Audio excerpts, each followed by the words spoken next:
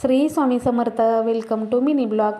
तर बघा, मी घातलं होतं लिंबू मिरचीचं लोणचं. आता ह्याला घालूनसुद्धा 5-6 दिवस झालेले आहेत. आई होती तेव्हा घातलं होतं आणि रेसिपी आईचीच आहे. तर चला तर तुम्हाला दाखवते लिंबू मिरचीचं लोणचं मी कशा पद्धतीने केलेलं आहे.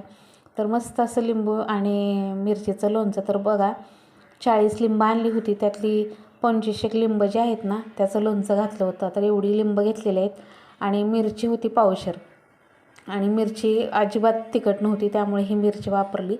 तर ही दिसायला फक्त हिरवी हिरवी दिसते मिरची, पण अजिबात तिखट नव्हती. कारण ह्या लिंबाच्या लोणच्याला तिखट मिरची नसते. अशी कमी तिखटवाली मिरची लोणच्यामध्ये टाकायची, म्हणजे लोणचं खायला पण चांगलं वाटतं.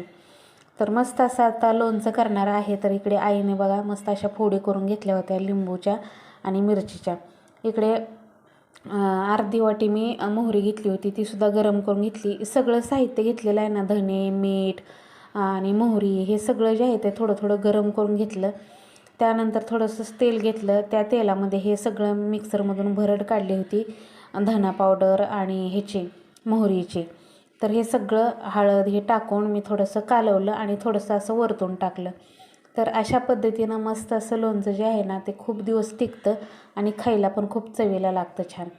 तर असं कोरडं पण थोडंसं टाकलं होतं आणि तेलामध्ये पण टाकलं होतं. आता हे तेल जे आहे ना चांगलं गरम करून घेतलं होतं आणि त्यानंतर पूर्ण थंड होऊ दिलं होतं आणि त्यानंतर हे लोणच्यामध्ये टाकलं आहे. गरम गरम तेल लोणच्यामध्ये टाकायचं नाही आणि सगळीकडे असा मसाला लावून घेतला. खूपच छान, बघता क्षणी तोंडाला पाणी सुटणार असं लिंबू मिरचीचं लोणचं तयार झालेलं आहे. तर ह्याच्यामध्ये काय काय टाकले तर तुम्हाला दाखवलेलं आहे. अगदी साध्या सिंपल पद्धतीचं लोणचं आहे. हळद, मीठ, मोहरी आणि धने.